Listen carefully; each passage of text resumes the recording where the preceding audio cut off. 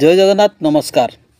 आसतु नजर पकेबा मयूरभंज जिलार आज top news update कौन कौन सब रही किंतु तापूर्व आपण मानक गोटे अनुरोध वीडियोटी को संपूर्ण देखंतु आ जो मैंने प्रथम करी चैनल को आछंती सब्सक्राइब करंतु जाफल प्रत्येक नूतन वीडियो नोटिफिकेशन आपण सर्वप्रथम पाई परिबे। आज प्रथम खबर ओडिशार बीजेपी नुआ सरकार मयूरभंज जिलार 2 जन विधायक पाइले मंत्री पद। ओडिशार प्रथम थर पर बीजेपी सरकार गठन होती। सरकार मुख्यमंत्री सहित 2 जन उपमुख्यमंत्री और 8 जन कैबिनेट मंत्री और 5 जन राष्ट्रमंत्री स्वाधीन भाव बुधवार प्राय 2 घटिका समय चयन कराई। मयूरभंज 2 जन विधायक को मंत्री पद मिली। मरड़ा विधायक कृष्णचंद्र महापात्र को कैबिनेट मंत्री और जशपुर विधायक गणेश राम सिंह खुंटिया को राष्ट्रमंत्री स्वाधीन भाव पदवी मिलथिबार सूचना मिली। परवर्ती खबर विषय थाना अंतर्गत कुंदुलिया छक निकट 2 बाइक मुहांमुही धक्का होता। बुधवार अपराह्न समय विषय थाना अंतर्गत कुंदुलिया छक निकट 2 बाइक मध्य मुहांमुही धक्का होता। फल 2 बाइक चालक समेत आरोही आहत हो मेडिकल भर्ती होते। सूचना मुताबक बालेश्वर चाईबसा अभिमुखे जाउथबा एक बाइक चालक को अन्य एक बाइक चालक विपरीत दिगरू रंग रूट्रे आसी मुहांमुही धक्का देता। फल दुर्घटन समस्ते छिटकी पड़ते। उभय बाइक सम्मुख भाग भांगी चुरमार हो जाता बेले 2 बाइक चालक समेत जड़े आरोही खंडिया खाबरा हो आहत होते। तेज स्थानीय लोक मैंने संगे संगे 3 जन को उद्धार कर निकटस्थ विषय डाक्तखाना भर्ती करथिबा जणा जायछि। ते बाइक आरोहींकर परिचय मिल पारे ना। परवर्ती खबर बेतनटी थाना कृष्णचंद्रपुर फांडी अधीन धानसड़ ग्राम में अजणा जंतु पशि गोटे मेढ़ा को मारिदेवा बेले 2टी मेढ़ा शावक समेत गोटे माई मेढ़ा निखोज घटना को नहीं बुधवार सकाल 7टा समय भयर वातावरण देखाई।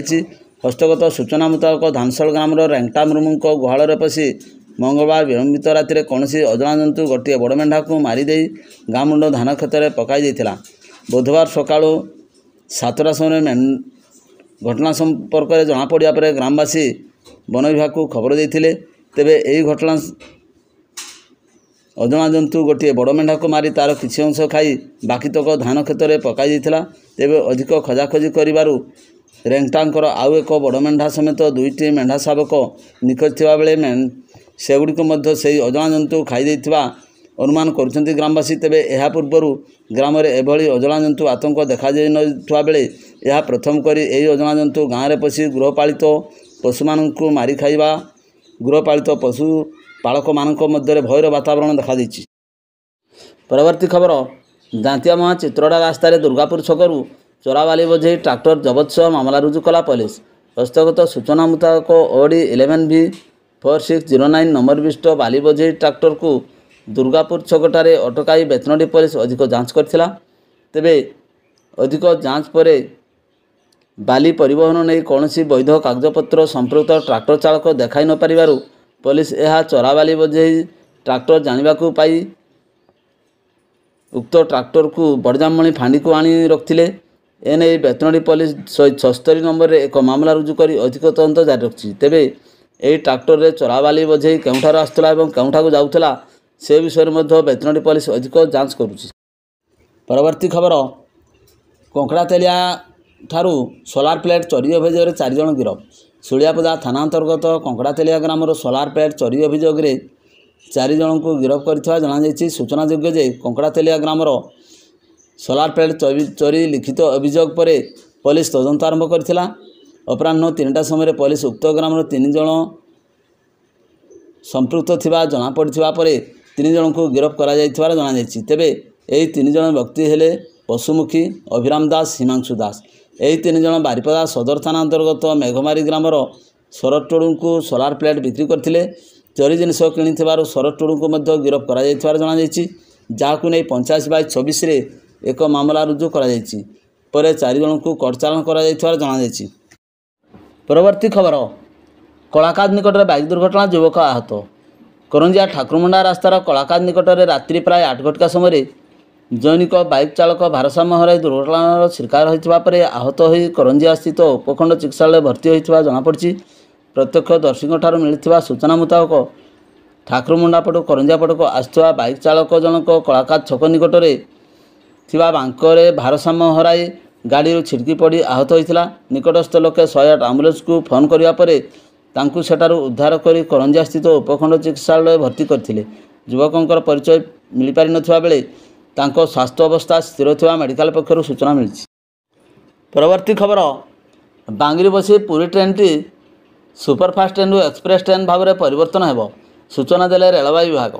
ମୟୂରଭଞ୍ଜ ଜିଲ୍ଲାର ବାଙ୍ଗିରିପୋଷିଠାରୁ ପୁରୀକୁ ଦୈନିକ ଚାଲିଥିବା ଟ୍ରେନ୍ଟି ପ୍ରଥମେ ସୁପରଫାଷ୍ଟ ଟ୍ରେନ୍ ଭାବରେ ଚାଲିଥିଲା ବେଳେ ରେଳବାଇ ବୋର୍ଡର ନିଷ୍ପତ୍ତି କ୍ରମେ ଏହି ଟ୍ରେନ୍କୁ ସୁପରଫାଷ୍ଟରୁ ଆସନ୍ତା 1 ତାରିଖରୁ ଏକ୍ସପ୍ରେସ୍ ଟ୍ରେନ୍ ଭାବରେ ପରିବର୍ତ୍ତନ କରାଯିବାର ବୁଧବାର 2 ଘଟିକା ସମୟରେ ଦକ୍ଷିଣ ପୂର୍ବ ରେଳବାଇ ବୋର୍ଡ ତରଫରୁ ସୂଚନା ପ୍ରଦାନ କରାଯାଇଛି।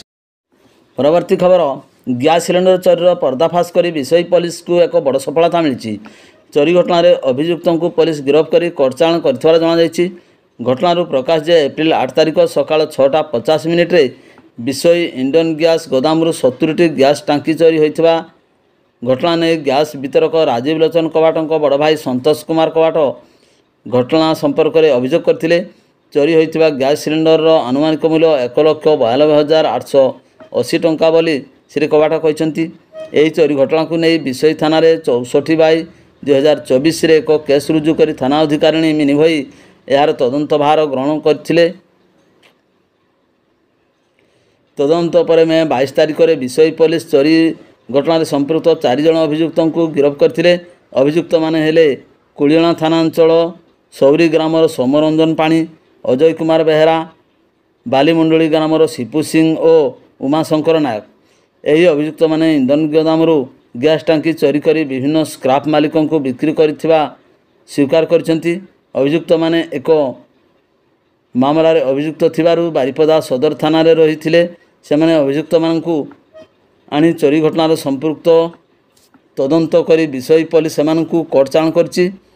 ବିଷୋଇ ଥାନାରେ କେସ୍ ନମ୍ବର 64/24 ଦଫା 457/380/34 IPC ଦଫାରେ ମାମଲା ରୁଜୁ ହୋଇ ଅଭିଯୁକ୍ତମାନଙ୍କୁ କୋର୍ଟ ଚାଲାଣ କରାଯାଇଥିବା ଥାନା ପକ୍ଷରୁ ସୂଚନା ମିଳିଛି।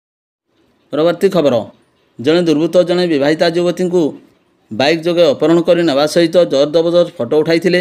10 ଲକ୍ଷ ଟଙ୍କା ନ ଦେଲେ ତାଙ୍କ ସମ୍ପର୍କୀୟ ନିକଟଙ୍କୁ ପଠାଇ ଦେବାର ଧମକ ଦେଇଥିବା ଏବଂ ଧମକ ପରେ ବି ଦାବି ଟଙ୍କା ନ ପାଇବାରୁ ଫଟୋଗୁଡ଼ିକୁ କମ୍ପ୍ୟୁଟରରେ ଏଡିଟ୍ କରି ଅଶ୍ଳୀଳ କରି ପଠାଇଥିବା ଅଭିଯୋଗ କରିଛନ୍ତି। ସମ୍ପୃକ୍ତ ଯୁବତୀଙ୍କ ମାଙ୍କ ଅଭିଯୋଗ କ୍ରମେ ସ୍ଥାନୀୟ ମୟୂରଭଞ୍ଜ ସାଇବର କ୍ରାଇମ୍ ଏବଂ ଆର୍ଥିକ ଅପରାଧ ଥାନାରେ 11/2024 ନମ୍ବରରେ ଏକ ମାମଲା ସୂଚନା ପ୍ରଯୁକ୍ତି ଆଇନ 66A(B) 66E ଧାରା ସହିତ ଭାରତୀୟ ପିଙ୍ଗଳ କୋଡ଼ର 292 ଦଫାରେ ଅପରାହ୍ନରେ ରୁଜୁ କରାଯାଇଥିବା ଜଣାପଡ଼ିଛି। ଏହି ଘଟଣାର ଅଭିଯୁକ୍ତ ଜଣକ ବେତନଟି ଅଞ୍ଚଳ ଏବଂ ଏ ସମ୍ପର୍କରେ ଥାନାରେ IIC ପ୍ରଭୁ କଲ୍ୟାଣ ଆଚାର୍ଯ୍ୟଙ୍କ ଦ୍ୱାରା ତଦନ୍ତ ଚାଲିଛି। ପରବର୍ତ୍ତୀ ଖବର, ଜଣେ ବିବାହିତ ମହିଳାଙ୍କୁ ଶାଶୁଘର ଲୋକେ ନିର୍ଯାତନା ଦେଉଥିବା ନେଇ ଥାନାରେ ଅଭିଯୋଗ ହୋଇଛି। ଗୋପବନ୍ଧୁ ନଗର ବ୍ଲକ ସାଇଁକୋଡ଼ା ପଞ୍ଚାୟତ କାଳିଆପଦ ଗ୍ରାମର ଚିତ୍ତରଞ୍ଜନ ସିଂଙ୍କ ସହିତ 12 ବର୍ଷ ତଳେ ସୋମବାର ସିଂଙ୍କର ବିବାହ ହୋଇଥିଲା। ବିବାହର କିଛି ବର୍ଷ ଉଭୟଙ୍କର ସଂସାର ଠିକ୍ଠାକ୍ ଚାଲିଥିଲା ବେଳେ 2 ବର୍ଷ ହେବ ସୋମବାରୀଙ୍କର ସ୍ୱାମୀ ଚିତ୍ତରଞ୍ଜନ ଦୈନିକ ନିଶାସକ୍ତ ଅବସ୍ଥାରେ ଘରକୁ ଫେରି ଛୋଟ ଛୋଟ କଥା ନେଇ ମାରପିଟ କରି ଆସୁଥିଲେ। ତେବେ କିଛି ଦିନ ତଳେ ତାଙ୍କ ଦିଅର ନିରଞ୍ଜନ ସିଂ ଏବଂ ସ୍ୱାମୀ ଚିତ୍ତରଞ୍ଜନ ସିଂ ମିଶି ସୋମବାରୀଙ୍କୁ ମାରଣାନ୍ତକ ଆକ୍ରମଣ କରି ଜୀବନରୁ ମାରିଦେବାକୁ ଚେଷ୍ଟା କରିଥିଲେ ବୋଲି ସୋମବାରୀ ଖୁଣ୍ଟା ଥାନାରେ ଅଭିଯୋଗ କରିଛନ୍ତି। ତେବେ ଅଭିଯୋଗ ଆଧାରରେ 206/24 ଏକ ମାମଲା ରୁଜୁ କରି ତଦନ୍ତ କରୁଛି ପୋଲିସ। ପରବର୍ତ୍ତୀ ଖବର, ଜର୍ମାନୀରୁ ଏକ ଉପହାର ଆସିଥିବା ଫୋନ୍ ଯୋଗେ ରାଇରଙ୍ଗପୁର ରହୁଥିବା ଜଣେ ମହିଳାଙ୍କୁ ସୂଚନା ଦେଇ ତାଙ୍କଠାରୁ 3 ପର୍ଯ୍ୟାୟରେ ମୋଟ 3,10,292 ଟଙ୍କା ଠକି ନେଇଥିବା ବାରିପଦାସ୍ଥିତ ମୟୂରଭଞ୍ଜ ସାଇବର କ୍ରାଇମ୍ ଏବଂ ଆର୍ଥିକ ଅପରାଧ ଥାନାରେ 10/2024 ଏକ ମାମଲା ସୂଚନା ପ୍ରଯୁକ୍ତି ଆଇନ 66C ଓ 66D ସହିତ IPC 417, 419, 420 ଦଫାରେ ରୁଜୁ ହୋଇଛି। ଅଭିଯୋଗକାରିଣୀ ମହିଳାଙ୍କ ଅଭିଯୋଗ ଅନୁଯାୟୀ ଗତ ମଇ ମାସ 11 ତାରିଖରେ ତାଙ୍କୁ ଫୋନ୍ ଯୋଗେ ଜର୍ମାନୀରୁ କେଭିନ୍ ଆଲୋକ ନାମକ ଜଣକ ବ୍ୟକ୍ତି ପରିଚୟ ଦେଇ ଏକ ଉପହାର ଦେବାକୁ ଚାହୁଁଛନ୍ତି ବୋଲି ସୂଚନା ଦେଇଥିଲେ। ପୁଣି କିଛି ଦିନ ପରେ ସେ ସମ୍ପର୍କରେ ଫୋନ୍ ଯୋଗେ ମଧ୍ୟ ମେସେଜ୍ ଆସିଥିବା ଉପହାର ଦରକାର ନାହିଁ ବୋଲି ମହିଳା ମନା କରିଦେଇଥିଲେ। ତଥାପି ଗତ 2 ତାରିଖରେ ଉକ୍ତ ଅଜଣା ବ୍ୟକ୍ତି ଜଣକ ଝିଅଙ୍କ ଜନ୍ମଦିନ ଥିବାରୁ ଉପହାର ପାଇଁ ମନା କରିତୁ ନାହିଁ ବୋଲି କହିଥିଲେ ଏବଂ ତା ପରଦିନ ଅର୍ଥାତ୍ 3 ତାରିଖ ପୂର୍ବାହ୍ନରେ ଦିଲ୍ଲୀରୁ ଜଣେ ମହିଳା ଫୋନ୍ କରି ଉପହାର ପାର୍ସଲଟି ଦିଲ୍ଲୀ ଏୟାରପୋର୍ଟରେ ଅଟକିଥିବାରୁ ସେ ବାବଦରେ 40,000 ଟଙ୍କା ପଠାଇବାକୁ କହିଥିଲେ। ଏନେଇ ମନା କରିବା ପରେ ବି ଅଜଣା ମହିଳା ଜଣକ ଫୋନ୍ରେ ଧମକ ଦେବାରୁ ବାଧ୍ୟ ହୋଇ ମହିଳା ଜଣକ central bank of India Delhi ଶାଖାରେ ବ୍ୟାଙ୍କ ଆକାଉଣ୍ଟରୁ 40,000 ଟଙ୍କା ପଠାଇଥିଲେ। ପୁଣି 4 ତାରିଖ ଦିନ ଉକ୍ତ ମହିଳା ଜଣକ ଫୋନ୍ କରି ଉକ୍ତ ଉପହାର ପ୍ୟାକେଟରେ ଅନ୍ୟ ଦେଶର 70,000 ଟଙ୍କା ଡଲାର ଉପହାର ରହିଥିବାରୁ ସରକାରଙ୍କ ଜରିମାନା ବାବଦରେ 95,000 ଟଙ୍କା ପଠାଇବାକୁ ଧମକ ଦେଇଥିଲେ। ଫଳରେ ରାଇରଙ୍ଗପୁର ମହିଳା ଜଣକ 95,000 ଟଙ୍କା ଷ୍ଟେଟ୍ ବ୍ୟାଙ୍କ ଅଫ୍ ଇଣ୍ଡିଆ ଯୋଗେ ପଠାଇଥିଲେ। ପୁଣି 5 ତାରିଖ ଉକ୍ତ ମହିଳା ଜଣକ ଫୋନ୍ କରି ଆସିଥିବା ଡଲାର ଟଙ୍କା ଭାରତୀୟ ଟଙ୍କାରେ ଟ୍ରାନ୍ସଫର କରାଯିବା ସକାଶେ 1,75,252 ଟଙ୍କା ପଠାଇବାକୁ କହିବାରୁ ବାଧ୍ୟ ହୋଇ ମହିଳା ଜଣକ ଟଙ୍କା ପଠାଇଥିଲେ। ଏହିଭଳି ଭାବେ ରାଇରଙ୍ଗପୁର ମହିଳା ଜଣକ ସର୍ବମୋଟ 3,10,292 ଟଙ୍କା ଅନଲାଇନ୍ ମାଧ୍ୟମରେ ପଠାଇ ଠକାମିର ଶିକାର ହୋଇଥିବା ଜଣାଯାଇଛି। ଭିଡ଼ିଓଟିକୁ ଶେଷ ପର୍ଯ୍ୟନ୍ତ ଦେଖିଥିବାରୁ ଅନେକ ଅନେକ ଧନ୍ୟବାଦ।